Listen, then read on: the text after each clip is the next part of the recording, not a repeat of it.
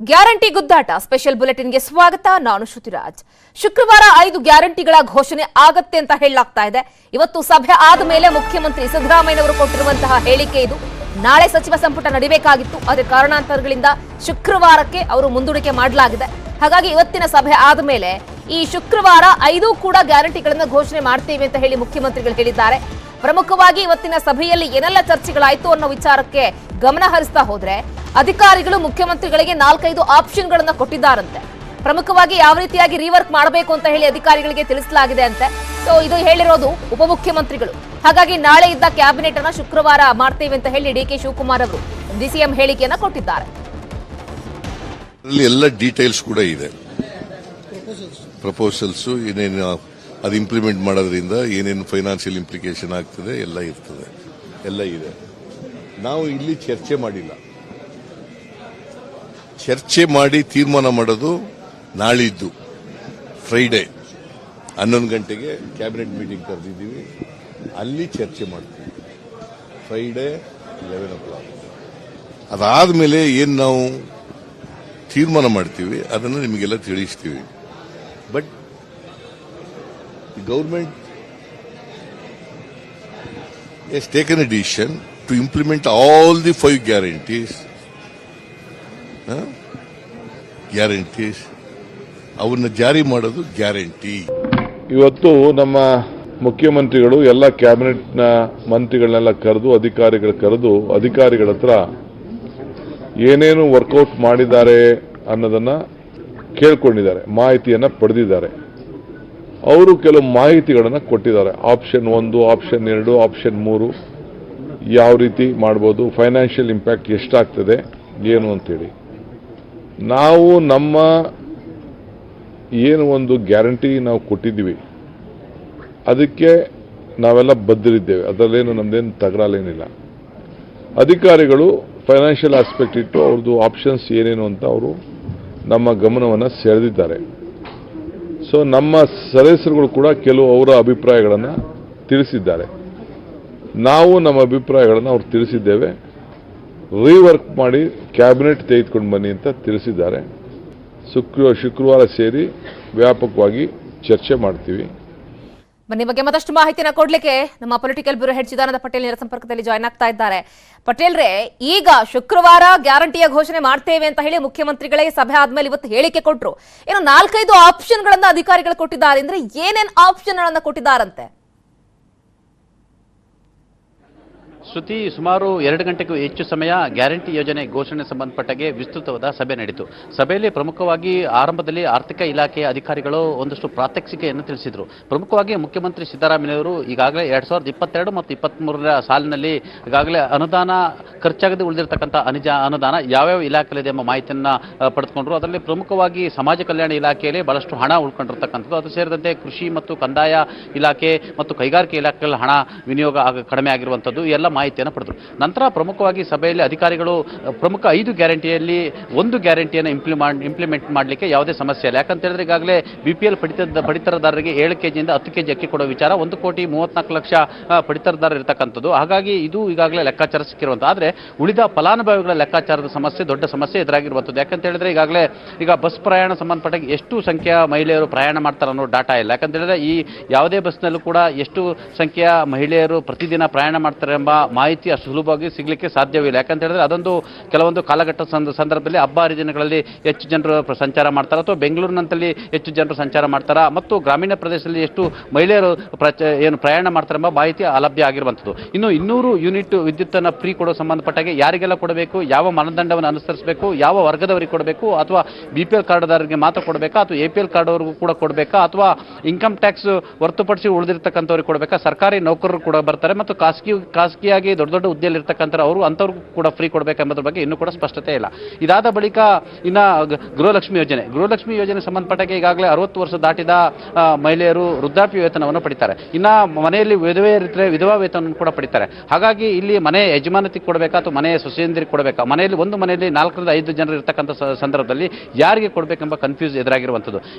ಇದೆಲ್ಲದರ ನಡುವೆ ಕೂಡ ಪ್ರಮುಖವಾಗಿ ಯುವಕರಿಗೆ ಅಂದರೆ ಡಿಪ್ಲೊಮಾ ಪದವೀಧರರಿಗೆ ಮತ್ತು ಪದವೀಧರರಿಗೆ ಕೆಲಸ ಸಿಗುವ ಇದುವರೆಗೆ 3 ವರ್ಷಗಳ ಕಾಲ ಒಂದು 3,000 ಮತ್ತು 1,500 ರೂಪಾಯಿ ಹಂಚಿಕೆ ವಿಚಾರ ಯಾವ ಸರ್ಕಾರಿ ಶಾಲೆಗಳಲ್ಲಿ ಓದಂಥವ್ರಿಗೆ ಕೊಡಬೇಕಾ ಅಥವಾ ಖಾಸಗಿಯವರಿಗೂ ಕೂಡ ಕೊಡಬೇಕಾ, ಅಥವಾ ಈಗ ಮಧ್ಯದಲ್ಲಿ ವಿದ್ಯಾಭ್ಯಾಸ ಮಾಡಿದಂಥವ್ರಿಗೆ ಖಾಸಗಿ ಸಂಸ್ಥೆಯಲ್ಲಿ ಕೆಲಸ ಸಿಕ್ಕಿದ್ರೆ ಅಂಥವರ ಡಾಟಾ ಸಿಗೋದಿಲ್ಲ, ಅಲ್ಲದೆ ಎಂಥವರಿಗೆ ಕೊಡಬೇಕು ಮತ್ತು ಇದರಲ್ಲಿ ದುರುಪಯೋಗ ಆಗುವ ಸಾಧ್ಯತೆ ಇದೆಯಾ, ಈ ಎಲ್ಲದರ ಸಂಬಂಧಪಟ್ಟಾಗೆ ಪ್ರಮುಖ 4 ಗ್ಯಾರಂಟಿಗಳ ಬಗ್ಗೆ ಒಂದಷ್ಟು ಕನ್ಫ್ಯೂಸ್ ಇರ್ತಕ್ಕಂಥದ್ದು ಮತ್ತು ಹಣಕಾಸು ಹೊಂದಾಣಿಕೆ ಸಂಬಂಧಪಟ್ಟಾಗೆ ಆರ್ಥಿಕ ಇಲಾಖೆ ಅಧಿಕಾರಿಗಳು ಒಂದಷ್ಟು ಸಮಯವನ್ನು ಕೇಳಿರುವಂಥದ್ದು. ಪ್ರಮುಖವಾಗಿ ಈ 2022 ಮತ್ತು 2023ರಲ್ಲಿ ಯಾವೆಲ್ಲ ಇಲಾಖೆಗಳಲ್ಲಿ ಖರ್ಚಾಗಿದೆ ಉಳಿದಿರ್ತಕ್ಕಂಥ ಬಾಕಿ ಹಣದ ಬಗ್ಗೆ ಕೂಡ ಮಾಹಿತಿಯನ್ನು ಪಡೆದಿರ್ತಕ್ಕಂಥ ಮುಖ್ಯಮಂತ್ರಿಗಳು ಈ ಸಂದರ್ಭದಲ್ಲಿ ಕ್ಯಾಬಿನೆಟ್ ಡಿಸಿಷನ್ ತೆಗೆದುಕೊಳ್ಬೇಕಂತ ಹೇಳಿ ಇನ್ನಷ್ಟು ವರ್ಕೌಟ್ ಅನ್ನು ಮಾಡಬೇಕಾಗಿದೆ. ಅದಕ್ಕಾಗಿ ನಮಗೆ ಸಮಯ ಬೇಕಾಗಿದೆ ಅಂತ ಹೇಳಿ ಅಧಿಕಾರಿಗಳು ಸಮಯವನ್ನು ಕೇಳಿದ್ರು. ಹಾಗಾಗಿ ನಾಳೆ ಇದ್ದಂಥ ಕ್ಯಾಬಿನೆಟ್ ಮೀಟಿಂಗ್ ಅನ್ನು ಶುಕ್ರವಾರಕ್ಕೆ ಮುಂದೂಡಲಾಗಿದೆ. ಒಟ್ಟಾರೆ ಮುಖ್ಯಮಂತ್ರಿಗಳು ಸಭೆಯಲ್ಲಿ ಪ್ರಮುಖವಾಗಿ ಆರ್ಥಿಕ ಹೊರೆಯ ನಡುವೆ ಕೂಡ ಉಳಿಕೆ ಹಣವನ್ನು ಕೂಡ ಬಳಸಿಕೊಳ್ಬೇಕು ಮತ್ತು ಬಜೆಟ್ನ ನಂತರ ಬಜೆಟ್ನ ನಂತರ ಹಣವನ್ನು ಹೊಂದಿಸಲಿಕ್ಕೆ ಸಂಬಂಧಪಟ್ಟಾಗೆ ತೆರಿಗೆ ಮತ್ತಿತರ ಸಂಬಂಧ ವಿಚಾರ ಬಗ್ಗೆ ಕೂಡ ಅಧಿಕಾರಿಗಳ ಜೊತೆ ವಿಸ್ತೃತವಾಗಿ ಚರ್ಚೆಯನ್ನು ಮಾಡಲಿದ್ದಾರೆ. ನಾಳೆ ಪ್ರಮುಖವಾಗಿ ಮುಖ್ಯಮಂತ್ರಿ ಸಿದ್ದರಾಮಯ್ಯನವರು ಆರ್ಥಿಕ ಇಲಾಖೆಯ ಪ್ರಮುಖ ಅಧಿಕಾರಿಗಳೊಂದಿಗೆ ವಿಸ್ತೃತವಾದ ಮತ್ತು ಅಂತಿಮವಾದ ಸಭೆಯನ್ನು ನಡೆಸಿದ್ದಾರೆ. ಆ ಸಭೆಯ ಮಾಹಿತಿಯನ್ನು ಒಳಗೊಂಡು ನಾಡಿದ್ದು ಅಂದರೆ ಶುಕ್ರವಾರ ಬೆಳಿಗ್ಗೆ 11:30 ಮಹತ್ವದ ಕ್ಯಾಬಿನೆಟ್ ಸಭೆ ಇರತಕ್ಕಂಥದ್ದು. ಈ ಒಂದು ಕ್ಯಾಬಿನೆಟ್ ಸಭೆ ಗ್ಯಾರಂಟಿ ಘೋಷಣೆ ಸಭೆ ಅಂತಲೇ ಹೇಳಲಾಗ್ತದೆ. ಅಲ್ಲದೆ ಸಭೆಯಲ್ಲಿ ಪ್ರಮುಖವಾಗಿ ಸಚಿವರುಗಳಿಗೆ ಯಾರು ಕೂಡ ಗ್ಯಾರಂಟಿ ಘೋಷಣೆಗಳ ಸಂಬಂಧಪಟ್ಟಾಗೆ ಯಾರು ಕೂಡ ಹೇಳಿಕೆಯನ್ನು ಕೊಡಬಾರದು, ಯಾಕಂತ ಹೇಳಿದ್ರೆ ಗೊಂದಲ ಉಂಟಾಗುತ್ತೆ, ಅನಗತ್ಯ ಗೊಂದಲಕ್ಕೆ ಕಾರಣ ಆಗುತ್ತೆ. ಕೂಡ ಗ್ಯಾರಂಟಿ ಯೋಜನೆ ಸಂಬಂಧಪಟ್ಟಾಗ ಯಾರಿಗೂ ಕೂಡ ಸ್ಪಷ್ಟತೆ ಇಲ್ಲ. ಈ ಸ್ಪಷ್ಟತೆ ಇರತಕ್ಕಂಥದ್ದು ಹಣಕಾಸು ಇಲಾಖೆ ಮತ್ತು ಮುಖ್ಯಮಂತ್ರಿಗಳು. ಹಾಗಾಗಿ ತಾವು ಇಚ್ಛಾನುಸಾರ ಹೇಳಿಕೆಗಳನ್ನು ಯಾರು ಕೂಡ ಕೊಡಬಾರ್ದು ಅಂತೇಳಿ ಸೂಚನೆ ಕೊಟ್ಟರು. ಹಾಗಾಗಿ ಇವತ್ತು ಬಹುತೇಕ ಮಂತ್ರಿಗಳು ಶುಕ್ರವಾರ ಕ್ಯಾಬಿನೆಟ್ನಲ್ಲಿ ಎಲ್ಲವೂ ತೀರ್ಮಾನ ಆಗುತ್ತೆ ಅಂತ ಹೇಳಿರುವಂಥದ್ದು. ಮುಖ್ಯಮಂತ್ರಿ ಸಿದ್ದರಾಮಯ್ಯನವರು ಕೂಡ ಸಭೆ ಬಳಿಕ ಮಾತನಾಡಿ ಈಗಾಗಲೇ ಅಧಿಕಾರಿಗಳ ಜೊತೆ ಎಲ್ಲ ಮಾಹಿತಿಯನ್ನು ಪಡೆದುಕೊಂಡಿದ್ದೀವಿ, ಸಚಿವರ ಅಭಿಪ್ರಾಯವನ್ನು ಪಡೆದುಕೊಂಡಿದ್ದೀವಿ, ನಾವು ಶುಕ್ರವಾರ ಕ್ಯಾಬಿನೆಟ್ ಅನ್ನು ಸೇರ್ತಾ ಇದ್ದೀವಿ, ಕ್ಯಾಬಿನೆಟ್ನಲ್ಲಿ 5 ಗ್ಯಾರಂಟಿಗಳನ್ನ ಜಾರಿ ಮಾಡ್ತೀವಿ ಅಂತೇಳಿ ಭರವಸೆಯನ್ನು ಕೂಡ ಇಟ್ಟಿರುವಂಥದ್ದು. ಈ ಎಲ್ಲದರ ನಡುವೆ ಕೂಡ ಉಪಮುಖ್ಯಮಂತ್ರಿ ಡಿ ಕೆ ಶಿವಕುಮಾರ್ ಕೂಡ ಗ್ಯಾರಂಟಿ ಘೋಷಣೆ ಮಾಡುವಂಥದ್ದು ನಮ್ಮ ಆದ್ಯ ಕರ್ತವ್ಯ, ನಮಗೆ ಬದ್ಧತೆ ಇರತಕ್ಕಂಥದ್ದು. ಅಂದ್ರೆ ಎಲ್ಲೊಂದು ಕಡೆ ಪರೋಕ್ಷವಾಗಿ ಈಗ ಅಧಿಕಾರಿಗಳು 3 ರಿಂದ 4 ಆಪ್ಷನ್ಸ್ ಅನ್ನು ಕೊಟ್ಟಿರುವಂಥದ್ದು. ಯಾಕಂದ್ರೆ ಷರತ್ತು ರಹಿತವಾಗಿ ಯಾವುದೇ ಕಾರಣ ಕೂಡ ಗ್ಯಾರಂಟಿ ಯೋಜನೆ ಜಾರಿ ಮಾಡಲಿಕ್ಕೆ ಸಾಧ್ಯ. ಹಾಗಾಗಿ ಎಲ್ಲಾ ಯೋಜನೆಗಳು ಕೂಡ 5 ಗ್ಯಾರಂಟಿಗಳು ಕೂಡ ಷರತ್ತು ವಿಧಿಸಲೇಬೇಕಾಗಿರುವಂಥದ್ದು. ಹಾಗಾಗಿ 4ಕ್ಕೂ ಹೆಚ್ಚು ಆಪ್ಷನ್ಸ್ ಅನ್ನು ಈಗಾಗಲೇ ಸರ್ಕಾರಕ್ಕೆ ಕೊಟ್ಟಿರುವಂಥದ್ದು. ಈ ಆಪ್ಷನ್ಸ್ ನಡುವೆ ಕೂಡ ನಾಳೆ ಆರ್ಥಿಕ ಇಲಾಖೆ ಅಧಿಕಾರಿಗಳು ಮಹತ್ವದ ಸಭೆಯನ್ನು ನಡೆಸ್ತಾರೆ. ಸಭೆ ನಂತರ ಮುಖ್ಯಮಂತ್ರಿ ಸಿದ್ದರಾಮಯ್ಯ ಬಳಿ ಸಭೆ ನಡೆಸ್ತಾರೆ. ನಂತರ ಶುಕ್ರವಾರ ಗ್ಯಾರಂಟಿ ಘೋಷಣೆಗೆ ಸಂಬಂಧಪಟ್ಟಾಗೆ ಹಣಕಾಸು ಹೊಂದಾಣಿಕೆ ಸಂಬಂಧಪಟ್ಟಾಗೆ ಮತ್ತು ಬೇರೆ ಬೇರೆ ಇಲಾಖೆಯಲ್ಲಿ 2022 ಮತ್ತು 2023ರಲ್ಲಿ ಉಳಿದಿರ್ತಕ್ಕಂಥ ಅಂದ್ರೆ ಖರ್ಚಾಗದೆ ಉಳಿಸಿಕೊಂಡಿರ್ತಕ್ಕಂಥ ಹಣವನ್ನು ಕೂಡ ಇದಕ್ಕೆ ವಿನಿಯೋಗ ಮಾಡೋ ಮುಖಾಂತರ ಗ್ಯಾರಂಟಿ ಘೋಷಣೆ ಮಾಡೋಕ್ಕೆ ಸರ್ಕಾರ ಎಲ್ಲೊಂದು ಕಡೆ ಈಗಾಗಲೇ ಎಲ್ಲ ರೀತಿಯ ಸಿದ್ಧತೆಯನ್ನು ಮಾಡಿಕೊಂಡಿದೆ ಅಂತ ಹೇಳಿದ್ರೆ ತಪ್ಪಾಗಲಾರದು. ಶ್ರುತಿ. ಓಕೆ ಪಟೇಲ್, ಥ್ಯಾಂಕ್ ಯು ತಮ್ಮ ಸುದೀರ್ಘ ಮಾಹಿತಿಗೆ. ಗ್ಯಾರಂಟಿಗಳಿಗೆ ಹಣ ಹೊಂದಿಸೋದಕ್ಕೆ ಸರ್ಕಾರ ಸರ್ಕಸ್ ನಡೆಸ್ತಾ ಇದೆ. ಶುಕ್ರವಾರ ಕ್ಯಾಬಿನೆಟ್ ಸಭೆ ಆಗುತ್ತೆ, ಅದಾದ ಮೇಲೆ ಘೋಷಣೆ ಮಾಡ್ತೀವಿ ಅನ್ನೋ ತೀರ್ಮಾನವನ್ನು ಕೈಗೊಂಡಿದ್ದಾರೆ. ಪ್ರಮುಖವಾಗಿ ಇಲಾಖೆವಾರು ಹೆಚ್ಚಿನ ತೆರಿಗೆ ಸಂಗ್ರಹಕ್ಕೆ ಏನಾದರೂ ಪ್ಲಾನ್ಗಳಾಗ್ತಾ ಇದೆಯಾ? ಈಗ ಒಂದು ಕಡೆ ಗ್ಯಾರಂಟಿ ಘೋಷಣೆಗಳನ್ನ ಫುಲ್ಫಿಲ್ ಮಾಡಬೇಕು ಅಂತ ಹೇಳಿದ್ರೆ ಹಣದ ಜವಾಬ್ದಾರಿ ಬಹಳ ದೊಡ್ಡ ಮಟ್ಟದಲ್ಲಿದೆ. ಹಾಗಾಗಿ ಬೇರೆ ಬೇರೆ ಇಲಾಖೆಗಳಿಂದ ಹಣವನ್ನ ಕ್ರೋಢೀಕರಿಸೋದ್ರ ಜೊತೆಗೆ ಕೆಲವೊಂದಿಷ್ಟು ತೆರಿಗೆಯನ್ನ ಕೂಡ ಜಾಸ್ತಿ ಮಾಡಬೇಕು ಅನ್ನೋ ಲೆಕ್ಕಾಚಾರ. ಹೆಚ್ಚುವರಿ ಹಣ ಬೇಕು ಅಂತ ಮುಖ್ಯಮಂತ್ರಿಗಳಿಗೆ ಈಗಾಗಲೇ ಸರ್ಕಾರದ ಮುಖ್ಯ ಕಾರ್ಯದರ್ಶಿ ವಂದಿತಾ ಶರ್ಮಾ ಅವರು ರಿಪೋರ್ಟ್ ಅನ್ನ ಕೊಟ್ಟಿದ್ದಾರಂತೆ. ಇಲಾಖಾವಾರು ಮಾಹಿತಿಗಳನ್ನ ಪಡೆದು ರಿಪೋರ್ಟ್ ಅನ್ನ ಸಲ್ಲಿಕೆ ಮಾಡಿದ್ದಾರೆ. ಯಾವ್ಯಾವ ಇಲಾಖೆಗೆ ಸಂಬಂಧಪಟ್ಟ ಹಾಗೆ ಏನೇನು ಲೆಕ್ಕಾಚಾರಗಳು, ಆಯಾ ವ್ಯಯಗಳು ಅಂತ ಹೇಳಿ. ಹಾಗಾಗಿ ಪ್ರಮುಖವಾಗಿ ಈ ಅಬಕಾರಿ, ವಾಣಿಜ್ಯ ಕೈಗಾರಿಕೆ, ಮುದ್ರಾಂಕ ನೋಂದಣಿ ಹೀಗೆ ವಿವಿಧ ಇಲಾಖೆಗಳ ತೆರಿಗೆಯನ್ನ ಹೆಚ್ಚುವರಿ ಮಾಡಬೇಕು ಅನ್ನೋದ್ರ ಬಗ್ಗೆ ಕ್ಯಾಬಿನೆಟ್ನಲ್ಲಿ ಚರ್ಚೆ ಮಾಡಿಬಿಟ್ಟು ಆ ನಂತರ ಮುಖ್ಯಮಂತ್ರಿಗಳು ಘೋಷಣೆ ಮಾಡುವಂತಹ ಸಾಧ್ಯತೆಗಳು ಕೂಡ ಕಂಡು ಬರ್ತಾ ಇದೆ. ಮನೆ ಬಗ್ಗೆ ಮತ್ತಷ್ಟು ಮಾಹಿತಿಯನ್ನು ಕೊಡ್ಲಿಕ್ಕೆ ನೇರ ಸಂಪರ್ಕದಲ್ಲಿ ಜಾಯಿನ್ ಆಗ್ತಾ ಇದ್ದಾರೆ ನಮ್ಮ ಪ್ರತಿನಿಧಿ ಹೆಬ್ಬಾಕ ತಿಮ್ಮೇಗೌಡ. ತಿಮ್ಮೇಗೌಡ, ಈಗಾಗಲೇ ಒಂದ್ ಕಡೆ ಏನು ಅಂತ ಹೇಳಿದ್ರೆ ಮುಖ್ಯಮಂತ್ರಿಗಳು ಈಗ ನಾಡಿದ್ದು ಫೈನಲ್ ಆಗಿ ಘೋಷಣೆ ಮಾಡ್ತೀನಿ, ಸಚಿವ ಸಂಪುಟದಲ್ಲಿ ಚರ್ಚೆಯನ್ನ ನಡೆಸಿ ಅಂತ ಹೇಳಿದ್ದಾರೆ. ಬಟ್ ಈಗಾಗಲೇ ಸಿಎಸ್ ಅವರು ಒಂದು ರಿಪೋರ್ಟ್ ಅನ್ನ ಮುಖ್ಯಮಂತ್ರಿಗಳು ಕೊಟ್ಟಿದ್ದಾರಲ್ಲ, ಆ ರಿಪೋರ್ಟ್ ನಲ್ಲಿ ಏನೆಲ್ಲ ಪ್ರಮುಖ ಅಂಶಗಳಿದೆ, ಯಾವ ರೀತಿಯಾಗಿ ಇವರು ಹಣವನ್ನ ಕ್ರೋಢೀಕರಿಸಲಿಕ್ಕೆ ಮುಂದಾಗ್ತಾ ಇದ್ದಾರೆ, ಏನೆಲ್ಲ ಮಾಹಿತಿಗಳಿದೆ?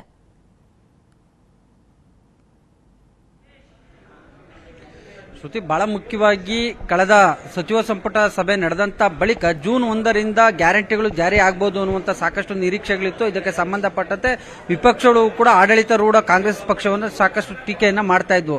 ಸೊ ಈ ಹಿನ್ನೆಲೆಯಲ್ಲಿ ನಾಳೆ ಜೂನ್ 1ನೇ ತಾರೀಕು ಕ್ಯಾಬಿನೆಟ್ ಮೀಟಿಂಗ್ ಇತ್ತು. ಆ ಒಂದು ಕ್ಯಾಬಿನೆಟ್ ಮೀಟಿಂಗ್ ಬಳಿಕ 5 ಗ್ಯಾರಂಟಿಗಳು ಜಾರಿ ಆಗ್ತವೆ ಅನ್ನುವಂತ ಸಾಕಷ್ಟು ಕ್ಯೂರಿಯಾಸಿಟಿ ಇತ್ತು. ಆದರೆ ರಾಜ್ಯ ಸರ್ಕಾರ ಜೂನ್ 1ನೇ ತಾರೀಕು ನಾಳೆ ನಡೀಬೇಕಾದಂತ ಕ್ಯಾಬಿನೆಟ್ ಸಭೆಯನ್ನ ನಾಡಿದ್ದು ಮುಂದೂಡಿದ್ದಾರೆ. ಈ ಹಿನ್ನೆಲೆಯಲ್ಲಿ ನಾಡಿದ್ದು ಮುಂದೂಡಿದಾದ್ರೂ ಏಕೆ ಅನ್ನುವಂತ ಒಂದು ಹಲವಾರು ಪ್ರಶ್ನೆಗಳು ಮೂಡಿರ್ತಕ್ಕಂಥದ್ದು. ಆದರೆ ನಮ್ಮ ನ್ಯೂಸ್ 18ಗೆ ಲಭ್ಯ ಆಗಿರ್ತಕ್ಕಂಥ ಮಾಹಿತಿ ಪ್ರಕಾರ ಇವತ್ತು ನಡೆದಂತ ಸಚಿವರ ಸಭೆಯಲ್ಲಿ ಏನು ಮುಖ್ಯ ಕಾರ್ಯದರ್ಶಿ ವಂದಿತಾ ಶರ್ಮಾ ಅವರು ಆರ್ಥಿಕ ಸಂಪನ್ಮೂಲ ಅಂದ್ರೆ ಹೆಚ್ಚುವರಿ ಆರ್ಥಿಕ ಸಂಪನ್ಮೂಲ ಕ್ರೋಢೀಕರಣದ ಬಗ್ಗೆ ಇವತ್ತು ಒಂದು ಪ್ರೆಸೆಂಟೇಷನ್ ಅನ್ನು ಕೂಡ ಕೊಟ್ಟಿರ್ತಕ್ಕಂಥದ್ದು. ಯಾಕಂತ ಹೇಳಿದ್ರೆ ಸುಮಾರು 50,000 ಕೋಟಿಗೂ ಹೆಚ್ಚು ಅನುದಾನ ಈ ಒಂದು 5 ಗ್ಯಾರಂಟಿಗಳ ಅನುಷ್ಠಾನಕ್ಕೆ ಬೇಕಾಗಿರ್ತಕ್ಕಂಥ ಹಿನ್ನೆಲೆಯಲ್ಲಿ ಏನು ವಿವಿಧ ಇಲಾಖೆಗಳಲ್ಲಿ ಅದೇ ಸದ್ಬಳಕೆಯಾಗದೆ ಬಾಕಿ ಉಳಿದಿರ್ತಕ್ಕಂಥ ಅನುದಾನವನ್ನು ಕೂಡ ಈ ಒಂದು ಗ್ಯಾರಂಟಿಗಳಿಗೆ ಬಳಸ್ಕೊಳ್ಳುವಂಥದ್ದು. ಮತ್ತೊಂದು ಕಡೆಯಾಗಿ ಅದನ್ನು ಹೊರತುಪಡಿಸಿ ಹೆಚ್ಚುವರಿ ಆರ್ಥಿಕ ಸಂಪನ್ಮೂಲವನ್ನು ಕ್ರೋಢೀಕರಣ ಮಾಡೋದ್ರ ಬಗ್ಗೆನೂ ಕೂಡ ಸಭೆಯಲ್ಲಿ ಚರ್ಚೆ ಆಗಿರ್ತಕ್ಕಂಥದ್ದು. ಸೊ ಹೀಗಾಗಿ ಅಬಕಾರಿ, ವಾಣಿಜ್ಯ ಮತ್ತು ಕೈಗಾರಿಕಾ ಇಲಾಖೆ, ಮತ್ತೊಂದು ಕಡೆಯಾಗಿ ಮುದ್ರಾಂಕ ನೋಂದಣಿ ಇಲಾಖೆ, ಈ ರೀತಿಯಾದಂತಹ ವಿವಿಧ ಇಲಾಖೆಗಳ ಒಂದು ತೆರಿಗೆಗಳೇನಿದೆ, ತೆರಿಗೆಗಳ ವಸೂಲಿ, ಸುಂಕ ಮತ್ತೆ ತೆರಿಗೆ ವಸೂಲಿ, ತೆರಿಗೆ ಪ್ರಮಾಣವನ್ನು ಕೂಡ ಹೆಚ್ಚಳ ಮಾಡೋದ್ರ ಬಗ್ಗೆನೂ ಕೂಡ ಡಿಸ್ಕಸ್ ಮಾಡಿದ್ದಾರೆ ಎನ್ನಲಾಗ್ತದೆ. ಸೊ ಹೀಗಾಗಿ ಏನು ಒಟ್ಟಿಗೆ 50,000 ಕೋಟಿಗೂ ಹೆಚ್ಚು ಅನುದಾನವನ್ನು ಕ್ರೋಢೀಕರಣ ಮಾಡಿಕೊಂಡು ಒಟ್ಟಿಗೆ ಈ ಒಂದು ಗ್ಯಾರಂಟಿಗಳನ್ನ ಅನುಷ್ಠಾನ ಮಾಡೋದಕ್ಕೆ, 5 ಗ್ಯಾರಂಟಿಗಳನ್ನ ಅನುಷ್ಠಾನ ಮಾಡೋದಕ್ಕೆ ಸರ್ಕಾರ ಚಿಂತನೆ ನಡೆಸಿರ್ತಕ್ಕಂಥ ಹಿನ್ನೆಲೆಯಲ್ಲಿಯೇ ನಾಳೆ ನಡೀಬೇಕಾದಂತ ಸಚಿವ ಸಂಪುಟ ಸಭೆಯನ್ನ ನಾಡಿದ್ದಕ್ಕೆ ಮುಂದೂಡಿದರೆ ಎನ್ನಲಾಗ್ತಾ ಇದೆ. ಶ್ರುತಿ, ಜೊತೆಗೆ ಈಗಾಗಲೇ ತೆರಿಗೆ ಹೆಚ್ಚಳ ಮಾಡಬೇಕು ಅನ್ನೋ ಪ್ಲಾನ್ಗಳಿದೆಯಲ್ಲ, ಅದಕ್ಕೂ ಕೂಡ ಮುಂದಿನ ದಿನಗಳಲ್ಲಿ ಸರ್ಕಾರದ ವಿರುದ್ಧ ದೊಡ್ಡ ಮಟ್ಟದ ವಿರೋಧ ವ್ಯಕ್ತ ಆಗೋ ಸಾಧ್ಯತೆಗಳು ಕಂಡು ಬರ್ತಾ ಇದೆಯಾ? ಯಾಕಂದ್ರೆ ಅಲ್ಲಿ ನೀವು ಗ್ಯಾರಂಟಿಯನ್ನ ಏನು ಘೋಷಣೆ ಮಾಡಿಬಿಟ್ಟು ಜಾರಿಗೊಳಿಸೋದಕ್ಕೋಸ್ಕರ ಇಲ್ಲಿ ಈ ರೀತಿಯಾಗಿ ಮಾಡಿದ್ರಿ ಅಂತ ನಮಗೆ ಹೊರೆ ಬೀಳುತ್ತೆ ಅಂತ ಕೂಗು ಕೇಳಿ ಬರಬಹುದು ಅಂತ ಅನ್ಸತ್ತಾ?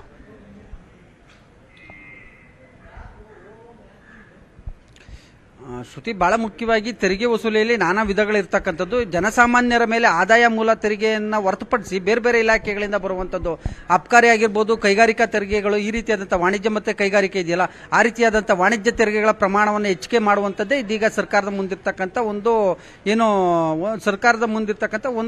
ಏನಂತಾರೆ ಒಂದು ಸಹಾಯದ ಪ್ರಮಾಣ ಅಂತ ಹೇಳಲಾಗ್ತಾ ಇದೆ. ಸೊ ಹೀಗಾಗಿಯೇ ಈ ಒಂದು ವಿಚಾರಕ್ಕೆ ಸಂಬಂಧಪಟ್ಟಂತೆ ಇವತ್ತು ಸುದೀರ್ಘವಾಗಿ ಸಭೆಯನ್ನ ನಡೆಸಿರ್ತಕ್ಕಂಥ ಮುಖ್ಯಮಂತ್ರಿ ಸಿದ್ದರಾಮಯ್ಯನವರು ಸಚಿವರ ಜೊತೆಲೂ ಕೂಡ ಈ ಬಗ್ಗೆ ಚರ್ಚೆಯನ್ನ ನಡೆಸಿದ್ದಾರೆ. ಯಾಕಂತ ಹೇಳಿದ್ರೆ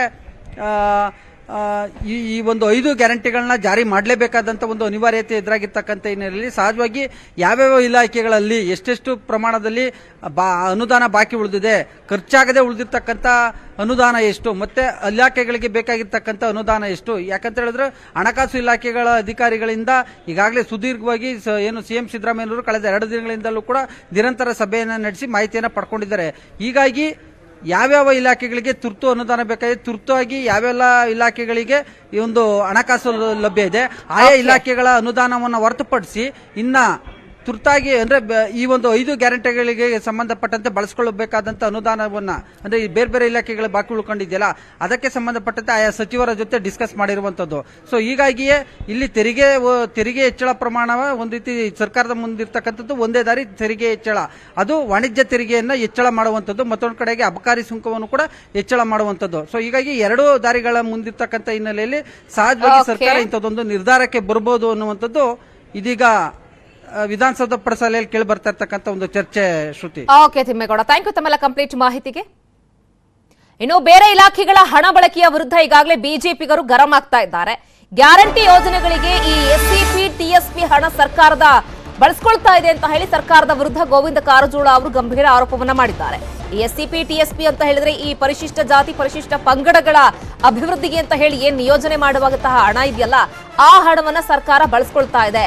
ಅಧಿಕಾರಕ್ಕಾಗಿ ಒಂದ್ ಕಡೆ ರಾಜ್ಯದ ಜನರಿಗೆ ಭರವಸೆಯನ್ನ ಕೊಟ್ರಿ, ಅಧಿಕಾರಕ್ಕೆ ಬಂದ ಕೂಡಲೇ ತಕ್ಷಣ ಜಾರಿ ಮಾಡ್ತೀವಿ ಅಂತ ಅಂದ್ರಿ, ಈಗ ನೋಡಿದ್ರೆ ಎಸ್ಸಿಪಿ ಟಿಎಸ್ಪಿ ಹಣವನ್ನ ಯಾಕೆ ಬಳಕೆ ಮಾಡ್ಕೊಳ್ತಾ ಇದ್ದೀರಾ ಅಂತ ಹೇಳಿ ಗೋವಿಂದ ಕಾರಜೋಳ ಅವರು ಗರಂ ಆಗಿದ್ದಾರೆ. ಜಾರಿ ಮಾಡ್ತೇವೆ, ನಿಮ್ಮ ಕುಟುಂಬಕ್ಕೆ ಕನಿಷ್ಠ 10,000 ರೂಪಾಯಿಯಷ್ಟು ಪ್ರತಿ ತಿಂಗಳು ಅನುಕೂಲ ಆಗ್ತದೆ ಅಂತ ಹೇಳಿ ಜನರಿಗೆ ಭರವಸೆಯನ್ನು ಕೊಟ್ಟು ಮೋಸ ಮಾಡಿದ್ದಾರೆ. ಕಾಂಗ್ರೆಸ್ಸಿನ ನೀತಿ ಅಂದ್ರೆ ಮೋಸ, ವಂಚನೆ, ವೋಟ್ ಬ್ಯಾಂಕ್ ರಾಜಕಾರಣಕ್ಕಾಗಿ ಯಾವ ಮಟ್ಟಕ್ಕಾದರೂ ಹೋಗ್ತಕ್ಕಂಥದ್ದು. ಸ್ವಾತಂತ್ರ್ಯ ಬಂದ ನಂತರ 60 ವರ್ಷ ಅವರ ಆಡಳಿತದಲ್ಲಿ ಮಾಡಿರ್ತಕ್ಕಂಥದ್ದು. ಕಂಡೀಷನಲ್ ಆಗಿ 5 ಗ್ಯಾರಂಟಿಗಳನ್ನ ಅವರು ಕೊಡ್ತಕ್ಕಂಥ ಕೆಲಸ ಮಾಡಬೇಕು. ಮಾಡದೆ ಹೋದ್ರೆ ಮತ್ತೇನಾದರೂ ಮೋಸದ ಆಟ ಹೂಡಿದ್ರೆ ನಾಡಿನ ಜನ ಇವರಿಗೆ ರಸ್ತೆ ಮೇಲೆ ಓಡಾಡಕ್ಕೆ ಬಿಡೋದಿಲ್ಲ. ಇನ್ನೊಂದು, ನನಗೆ ಬಂದ ಮಾಹಿತಿ ಪ್ರಕಾರ ಈ 5 ಗ್ಯಾರಂಟಿಗಳನ್ನು ಅನುಷ್ಠಾನಗೊಳಿಸಲಿಕ್ಕೆ ಎಸ್ಸಿಪಿ ಟಿಎಸ್ಪಿ ಅನುದಾನವನ್ನು ಬಳಕೆ ಮಾಡಿಕೊಳ್ತಾರಂತ ಸುದ್ದಿ ಇದೆ. SCP TSP ಅನುದಾನ ಬಳಕೆ ಮಾಡಿಕೊಂಡ್ರೆ ದೊಡ್ಡ ಆಂದೋಲನ ಆಗ್ತದೆ, ಹೋರಾಟ ಆಗ್ತದೆ. ಅಪಾಯದ ಅಡಿಯಲ್ಲಿ ಮಕ್ಕಳ ಭವಿಷ್ಯ. ಸರ್ಕಾರಿ ಶಾಲೆಗಳ ಸ್ಥಿತಿಗತಿ ಹೇಗಿದೆ? ಸರ್ಕಾರಿ ಶಾಲೆಗಳಿಗೆ ಕಾಯಕಲ್ಪ ಯಾವಾಗ? ಇದು ಸರ್ಕಾರಿ ಶಾಲೆ ಉಳಿಸಿ ನ್ಯೂಸ್ 18ನ ಅಭಿಯಾನ.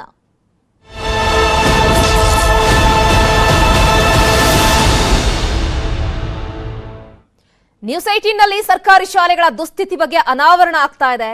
ಬಿದ್ದು ಹೋಗುವಂತಿವೆ ಕೆಲವೊಂದಿಷ್ಟು ಶಾಲೆಗಳ ಕಟ್ಟಡಗಳು. ಪ್ರಾಣ ಭಯದಲ್ಲೇ ಮಕ್ಕಳು ಪಾಠ ಕೇಳಬೇಕಾಗಿರುವಂತಹ ಪರಿಸ್ಥಿತಿ ಇದೆ. ಹಾಗಾಗಿ ನ್ಯೂಸ್ 18ನಲ್ಲಿ ಸರ್ಕಾರಿ ಶಾಲೆಗಳ ಅಧ್ವಾನದ ಬಗ್ಗೆ, ಯಾವ ರೀತಿಯಾಗಿ ಬಿದ್ದು ಹೋಗುವಂತಹ ಸ್ಥಿತಿಯಲ್ಲಿದೆ ಅನ್ನೋದ್ರ ಬಗ್ಗೆ ಕಂಪ್ಲೀಟ್ ಆಗಿ ಬೆಳಕು ಚೆಲ್ಲುವಂತಹ ಕೆಲಸವನ್ನ ನ್ಯೂಸ್ 18 ಮಾಡ್ತಾ ಇದೆ. ಇನ್ನು ಗದಗದಲ್ಲಿ ಶಾಲಾರಂಭ ಆದ್ರೂ ಕೂಡ ಶಾಲಾ ಕೊಠಡಿಗಳಿಗೆ ಇದುವರೆಗೂ ಕೂಡ ಮುಕ್ತಿ ಅನ್ನೋದೇ ಸಿಕ್ಕಿಲ್ಲ ಅಂತ ಅನ್ನಿಸ್ತಾ ಇದೆ. ಒಂದ್ ಕಡೆ ಇವತ್ತಿನಿಂದ ಶಾಲೆಗಳೆಲ್ಲ ಕೂಡ ಪ್ರಾರಂಭ ಆಗ್ತಾ ಇದೆ. ಆದ್ರೆ 147 ವರ್ಷದ ಹಳೆಯ ಸರ್ಕಾರಿ ಶಾಲೆಯಲ್ಲಿ ಇನ್ನೂ ಕೂಡ ವ್ಯವಸ್ಥೆಗಳು ಸರಿಯಾಗಿಲ್ಲ. ಲಕ್ಷ್ಮೇಶ್ವರದ ಸರ್ಕಾರಿ ಹೆಣ್ಣು ಮಕ್ಕಳ ಶಾಲೆಯಲ್ಲಿ ಕೊಠಡಿಗಳ ಕೊರತೆ ದೊಡ್ಡ ಮಟ್ಟದಲ್ಲಿದೆ. 13 ಕೊಠಡಿಗಳ ಪೈಕಿ 9 ಕೊಠಡಿಗಳು ಸಂಪೂರ್ಣ ಹಾಳಾಗಿ ಹೋಗಿದ್ದಾವೆ. 1ರಿಂದ 7ನೇ ಕ್ಲಾಸ್ವರೆಗೂ ಕೂಡ ಇರೋದು ಕೇವಲ 4 ಕೊಠಡಿಗಳು. 1876ರಲ್ಲಿ ಸ್ಥಾಪನೆಯಾದಂತಹ ಶಾಲೆ ಇದು ಅವ್ಯವಸ್ಥೆಯ ಆಗರ ಆಗ್ಬಿಟ್ಟಿದೆ. ಮಕ್ಕಳು ಪ್ರತಿನಿತ್ಯ ಗೋಳಾಟವನ್ನ ನಡೆಸುವಂತಹ ಪರಿಸ್ಥಿತಿ ಇದೆ. ನೋಡಿ, ಸರ್ಕಾರಿ ಮಾದರಿ ಕನ್ನಡದ ಹೆಣ್ಣು ಮಕ್ಕಳ ಪ್ರಾಥಮಿಕ ಶಾಲೆ ಗದಗದ ಲಕ್ಷ್ಮೇಶ್ವರ ಭಾಗದಲ್ಲಿರುವಂತಹ ಇತಿಹಾಸ ಉಳ್ಳಂತಹ ಶಾಲೆ ಇದು. ಆದ್ರೆ ಇದುವರೆಗೂ ಕೂಡ 147 ವರ್ಷ ಹಳೆಯ ಸರ್ಕಾರಿ ಶಾಲೆ ಅನ್ನೋ ಹೆಸರು ಮಾತ್ರ ಇದೆ. ಆದ್ರೆ ಸರಿಯಾದಂತಹ ವ್ಯವಸ್ಥೆಗಳಿಲ್ಲ, ಕೂರೋದಕ್ಕೆ ಕೊಠಡಿಗಳ ವ್ಯವಸ್ಥೆ ಇಲ್ಲ, ಹಂಚುಗಳೆಲ್ಲ ಕೂಡ ಬಿದ್ದು ಹೋಗಿದೆ. ಈಗ ಆಲ್ರೆಡಿ ಇನ್ನೂ ಕೂಡ ಮಳೆ ಬಂತು ಅಂತ ಹೇಳಿದ್ರೆ ಯಾವಾಗ ಸಂಪೂರ್ಣವಾಗಿ ಹಾಳಾಗುತ್ತೋ ಅನ್ನೋ ಆತಂಕದಲ್ಲೇ ಮಕ್ಕಳು ಪಾಠ ಕೇಳಬೇಕಾಗಿರುವಂತಹ ದುಸ್ಥಿತಿ ಇದೆ. ನಮ್ಮಲ್ಲಿ ಶಿಥಿಲಾವಸ್ಥೆ ಕೊಠಡಿಗಳು ಇಲ್ಲ. ಆಲ್ರೆಡಿ ಕೆಡವಿ ಒಂದು ಕಟ್ಟಲಿಕ್ಕೆ ನಾವು ಆದೇಶಕ್ಕೆ 120 ಕೊಠಡಿಗಳು ವಿವೇಕ ಕೊಠಡಿಗಳ ಕನ್ಸ್ಟ್ರಕ್ಷನ್ ಆಗ್ತಾ ಇದೆ. ಅಂಥ ಕೊಠಡಿಗಳು ಗಮನಕ್ಕಿಲ್ಲ. ಇವತ್ತು ನಾವು ಕ್ಷೇತ್ರ ಶಿಕ್ಷಣಾಧಿಕಾರಿಗಳಿಗೆ ಮಾನ್ಯ ಸಚಿವರು ಸೂಚನೆ ಮೇರೆಗೆ ಕೊಡ್ತಾ ಇದ್ದೇವೆ. ಅಂಥ ಕೊಠಡಿಗಳೇನಾದ್ರು ಇದ್ದಲ್ಲಿ ಸ್ಥಳೀಯ ಪ್ರಾಧಿಕಾರ ಹಿಡ್ಕೊಂಡು ಅವುಗಳನ್ನು ಕೆಡತಕ್ಕಂಥ ಕೆಲಸಗಳನ್ನು ಮಾಡಲಿಕ್ಕೆ ನಾವು ಸೂಚನೆ ಕೊಟ್ಟಿದ್ದೇವೆ. ಇದಲ್ಲದೇ ನಮ್ಮ ಗದಗ ಜಿಲ್ಲೆಯಲ್ಲಿ ಎಲ್ಲ KPI ಶಾಲೆಗಳಿಗೂ ಕೂಡ ಸ್ವತಂತ್ರವಾಗಿರ್ತಕ್ಕ ಕಟ್ಟಡ ನಿರ್ಮಾಣಕ್ಕೆ ಅನುದಾನ ಬಂದಿದೆ. ಅದು ಕೆಲಸ ಕೂಡ ನಡೀತಾ ಇದೆ. 2 RMSA ಸ್ಕೂಲ್ಗಳಿಗೆ ಅನುದಾನ ಬಂದಿದೆ. ಅದು ಕೂಡ ಕಟ್ಟಡದ ಕಾಮಗಾರಿ ಕೆಲಸಗಳು ನಡೀತಿದೆ. ಬನ್ನಿ, ಬಗ್ಗೆ ಮತ್ತಷ್ಟು ಮಾಹಿತಿನ ಕೊಡ್ಲಿಕ್ಕೆ ನೇರ ಸಂಪರ್ಕದಲ್ಲಿ ಜಾಯ್ನ್ ಆಗ್ತಾ ಇದ್ದಾರೆ ನಮ್ಮ ಪ್ರತಿನಿಧಿ ಸಂತೋಷ್. ಹೇಳ್ಕೊಳ್ಳಿಕ್ಕೆ 147 ವರ್ಷಗಳ ಇತಿಹಾಸ ಉಳ್ಳಂತಹ ಶಾಲೆ, ಆದ್ರೆ ಮಕ್ಕಳಿಗೆ ಕೂರ್ಲಿಕ್ಕೆ ಕೊಠಡಿಯೇ ಇಲ್ಲ ಅಂತ ಹೇಳಿದಾಗ ಎಂತಹ ದುಸ್ಥಿತಿ ಇದು? ಇದುವರೆಗೂ ಕೂಡ ಸಂಬಂಧಪಟ್ಟವ್ರು ಯಾರು ಕೂಡ ತಿರುಗಿ ನೋಡಿಲ್ವಾ ಹೇಗೆ ಅಂತ? ಹೌದು ಶ್ರುತಿ, ಗದಗ ಜಿಲ್ಲೆಯ ಲಕ್ಷ್ಮೇಶ್ವರ ಪಟ್ಟಣದಲ್ಲಿರತಕ್ಕಂಥ ಹೆಣ್ಣು ಮಕ್ಕಳ ಶಾಲೆಯ ಒಂದು ದುಸ್ಥಿತಿ ಇದು. ಆ ಶಾಲೆಯಲ್ಲಿ ಸುಮಾರು ಈಗಾಗಲೇ ಅದು ಶಾಲೆ ಸ್ಥಾಪನೆಯಾಗಿ 1876ರಲ್ಲಿ ಸ್ಥಾಪನೆ ಆಗಿರ್ತಕ್ಕಂಥ ಶಾಲೆ. ಇದು ಐತಿಹಾಸಿಕ ಹಿನ್ನೆಲೆಯನ್ನು ಕೂಡ ಹೊಂದಿರತಕ್ಕಂಥದ್ದು. ಯಾಕಂತಂದ್ರೆ ಸುಮಾರು ಈಗಾಗಲೇ ಆ ಶಾಲೆಯಲ್ಲಿ 13 ಕೊಠಡಿಗಳಿದ್ದು ಅದರಲ್ಲಿ ಸುಸಜ್ಜಿತವಾಗಿರ್ತಕ್ಕಂಥ ಕೊಠಡಿಗಳಿಗೂ ಮಾತ್ರ ಈಗ 4. ಇನ್ನೂ ಅಲ್ಲಿ ಬೇಕಾಗಿರ್ತಕ್ಕಂಥವು ಸುಮಾರು 5ರಿಂದ 6 ಕೊಠಡಿಗಳು ಬೇಕಾಗಿವೆ. ಆದ್ರೆ ಇದುವರೆಗೆ ಅಧಿಕಾರಿ ವರ್ಗ ಆ ಕೊಠಡಿಗಳನ್ನ ದುರಸ್ತಿ ಮಾಡಿ ಆ ವಿದ್ಯಾರ್ಥಿಗಳಿಗೆ ಅನುಕೂಲ ಮಾಡಿಕೊಡುವ ಕೆಲಸ ಇದುವರೆಗೆ ಆಗಿಲ್ಲ. ಹೀಗಾಗಿ ಸಾಕಷ್ಟು ಮಕ್ಕಳು ಕೂಡ ಗೋಳಾಡುವ ಪರಿಸ್ಥಿತಿ ಅಲ್ಲಿ ನಿರ್ಮಾಣವಾಗಿದೆ. ಇದು ಲಕ್ಷ್ಮೇಶ್ವರ ಒಂದೇ ಅಲ್ಲ, ಗದಗ ಜಿಲ್ಲೆಯ ಬಹುತೇಕ ಶಾಲೆಗಳಲ್ಲಿಯೂ ಕೂಡ ಈ ಒಂದು ಪರಿಸ್ಥಿತಿ. ಗದಗ ಜಿಲ್ಲೆಯಲ್ಲಿ ಒಟ್ಟು ಹಿರಿಯ ಪ್ರಾಥಮಿಕ ಶಾಲೆ 252 ಕಿರಿಯ ಪ್ರಾಥಮಿಕ ಶಾಲೆ ಇದ್ರೆ 530ಕ್ಕೂ ಹೆಚ್ಚು ಹಿರಿಯ ಪ್ರಾಥಮಿಕ ಶಾಲೆಗಳಿದಾವೆ. ಜೊತೆಗೆ ಪ್ರೌಢಶಾಲೆಗಳು ಸಹ 342ಕ್ಕೂ ಅಧಿಕ ಶಾಲೆಗಳಿದಾವೆ. ಇಂತಹ ಶಾಲೆಗಳಲ್ಲಿ ಬಹುತೇಕ ಶಾಲೆಗಳಲ್ಲಿ ಕೊಠಡಿಗಳ ಸಮಸ್ಯೆ ಜೊತೆಗೆ ಶಿಕ್ಷಕರ ಕೊರತೆ ಇರೋದ್ರಿಂದ ಈಗಾಗಲೇ ಶಾಲೆ ಸಹ ಆರಂಭವಾಗಿದ್ದಾವೆ. ಆರಂಭವಾದ್ರೂ ಕೂಡ ಇದುವರೆಗೆ ಆ ಸಮಸ್ಯೆಗಳನ್ನ ಬಗೆಹರಿಸುವ ನಿಟ್ಟಿನಲ್ಲಿ ಕೆಲಸವನ್ನ ಮಾಡ್ಬೇಕಾದಂತ ಅಧಿಕಾರಿ ವರ್ಗ ಇದುವರೆಗೆ ಮಾಡ್ತಾ ಇಲ್ಲ. ಜೊತೆಗೆ ಈಗಾಗಲೇ ಹೊಸ ಸರ್ಕಾರ ಬಂದಿದೆ, ನೂತನ ಸರ್ಕಾರ ಬಂದಿದೆ. ಇದಾದ್ರೂ ಕೂಡ ಮಾಡಿ ಈ ಮಕ್ಕಳ ಗೋಳಾಟಕ್ಕೆ ಒಂದು ಮುಕ್ತಿ ನೀಡುತ್ತಾ ಎಂಬುದನ್ನು ಕಾದು ನೋಡ್ಬೇಕಿದೆ. ಶ್ರುತಿ.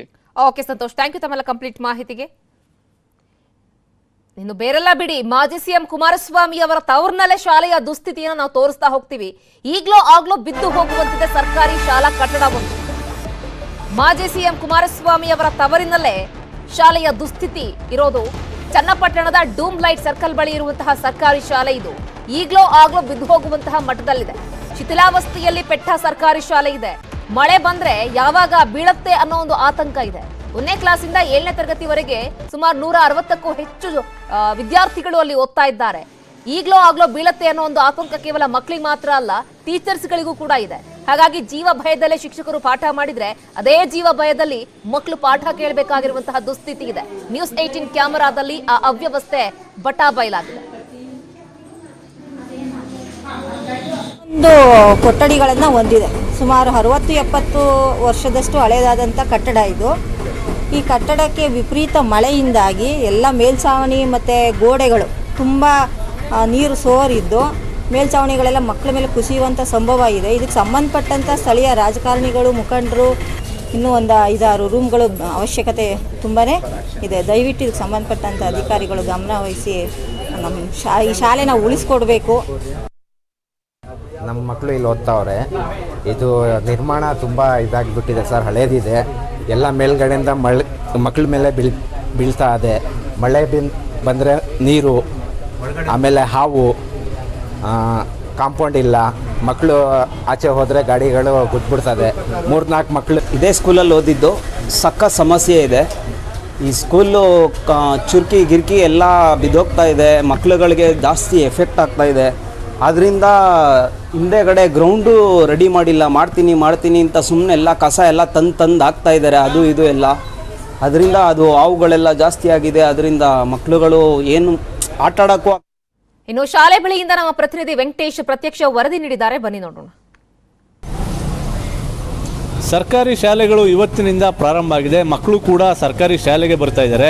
ಆದರೆ ರಾಮನಗರ ಜಿಲ್ಲೆಯ ಚನ್ನಪಟ್ಟಣ ನಗರದಲ್ಲಿ ಇರತಕ್ಕಂಥ ಸರ್ಕಾರಿ ಹಿರಿಯ ಪ್ರಾಥಮಿಕ ಶಾಲೆ ಪೆಟ್ಟಾದಲ್ಲಿ ಏನು ಅವ್ಯವಸ್ಥೆಯ ಆಗರಾಗಿದೆ. ಈಗ ನೇರವಾಗಿ ಆ ದೃಶ್ಯಗಳನ್ನು ತಾವು ಕೂಡ ಗಮನಿಸ್ಬೋದು. ಚನ್ನಪಟ್ಟಣ ನಗರದ ಡೂಮ್ಲೆಟ್ ಸರ್ಕಲ್ ಬಳಿ ಇರತಕ್ಕಂಥ ಏನು ಸರ್ಕಾರಿ ಹಿರಿಯ ಪ್ರಾಥಮಿಕ ಶಾಲೆಯ ದುಸ್ಥಿತಿ ಇದು. ಏನು ಶಾಲೆಯಲ್ಲಿ ಇರತಕ್ಕಂಥ 12 ಕೊಠಡಿಗಳು ಕೂಡ ಸಂಪೂರ್ಣವಾಗಿ ಅವ್ಯವಸ್ಥೆಯಿಂದ ಕೂಡಿದೆ. ಏನು ಮೇಲ್ಗಡೆ ಇರತಕ್ಕಂಥ ಚುರ್ಕಿ ವಿದ್ಯಾರ್ಥಿಗಳ ಮೇಲೆ ಬೀಳ್ತಾ ಇರುವಂಥ ಸಾಧ್ಯತೆಗಳು ಇದ್ದಾವೆ. ಹಾಗೆ ಹಿಂದೆ ಕೂಡ ಸಾಕಷ್ಟು ಬಿದ್ದಿರುವಂಥ ಉದಾಹರಣೆಗಳು ಕೂಡ ಇದ್ದಾವೆ. ಈಗ ಕೆಲವೆಡೆ ಏನು ಸಿಮೆಂಟ್ ಪ್ಯಾಚ್ಗಳನ್ನು ಹಾಕಿ ಅದನ್ನು ಮುಚ್ಚಲಾಗಿದೆ. ಆದರೂ ಕೂಡ ಈ ಒಂದು ಸರ್ಕಾರಿ ಶಾಲೆಯಲ್ಲಿ ಕಳೆದ ಏನು 7-8 ವರ್ಷಗಳಿಂದಲೂ ಕೂಡ ಇದೇ ಪರಿಸ್ಥಿತಿ ಇದ್ರೂ ಕೂಡ ಏನು ಸ್ಥಳೀಯ ಜನಪ್ರತಿನಿಧಿಗಳು ಹಾಗೆ ಸಂಬಂಧಪಟ್ಟ ಅಧಿಕಾರಿಗಳು ಈ ಒಂದು ಶಾಲೆಯನ್ನ ಅಭಿವೃದ್ಧಿ ಮಾಡುವಲ್ಲಿ ಯಾವುದೇ ಒಂದು ಕ್ರಮವನ್ನು ವಹಿಸಿಲ್ಲ. ಈಗ ಗಮನಿಸಬಹುದು, ಏನು ವಿದ್ಯಾರ್ಥಿಗಳು ಇದೇ ಏನು ದುಸ್ಥಿತಿ ಕಂಡಿರುವಂತ ಶಾಲೆಯ ಕೊಠಡಿಯಲ್ಲಿ ಕುಳಿತು ವಿದ್ಯಾಭ್ಯಾಸವನ್ನ ಮಾಡ್ತಾ ಇರುವಂತದ್ದು. ಆದರೆ ಸಂಬಂಧಪಟ್ಟಂತ ಜನಪ್ರತಿನಿಧಿಗಳು ಹಾಗೆ ಅಧಿಕಾರಿಗಳು ಈ ಶಾಲೆಯನ್ನ ಸಂಪೂರ್ಣವಾಗಿ ನಿರ್ಲಕ್ಷ್ಯವನ್ನ ಮಾಡಲಾಗಿದೆ. ಏನು 1ರಿಂದ 7ನೇ ತರಗತಿವರೆಗೂ ವಿದ್ಯಾರ್ಥಿಗಳು ಇಲ್ಲಿ ವ್ಯಾಸಂಗವನ್ನ ಮಾಡ್ತಾರೆ. ಸುಮಾರು 160ಕ್ಕೂ ಹೆಚ್ಚು ವಿದ್ಯಾರ್ಥಿಗಳು ಇಲ್ಲಿ ವ್ಯಾಸಂಗವನ್ನ ಮಾಡ್ತಾರೆ. ಈ ಕಟ್ಟಡದ ದುಸ್ಥಿತಿಯನ್ನ ಗಮನಿಸಬಹುದು. ಏನು ಕಟ್ಟಡದ ಮೇಲ್ಭಾಗದಲ್ಲಿ ಸಂಪೂರ್ಣವಾಗಿ ಬಿರುಕು ಬಿಟ್ಟಿದೆ. ಇದು ಯಾವ ಸಂದರ್ಭದಲ್ಲಾದರೂ ಕೂಡ ವಿದ್ಯಾರ್ಥಿಗಳ ಮೇಲೆ ಬೀಳುವಂತ ಸಾಧ್ಯತೆಗಳು ಹೆಚ್ಚಾಗಿದ್ದಾವೆ. ಹಿಂದೆ ಕೂಡ ಸಾಕಷ್ಟು ಬಾರಿ ಅನಾಹುತಗಳು ಕೂಡ ಆಗಿದ್ದೇವೆ ಎನ್ನುವಂತ ಮಾಹಿತಿ ಕೂಡ ಲಭ್ಯ ಆಗ್ತಾ ಇದೆ. ಆದರೂ ಕೂಡ ಏನು ಸಂಬಂಧಪಟ್ಟಂತ ಜನಪ್ರತಿನಿಧಿಗಳು ಹಾಗೆ ಅಧಿಕಾರಿಗಳ ವರ್ಗ ಈ ಶಾಲೆಯನ್ನ ಅಭಿವೃದ್ಧಿ ಮಾಡುವಲ್ಲಿ ಯಾವುದೇ ಒಂದು ಕ್ರಮವನ್ನು ವಹಿಸಿಲ್ಲ.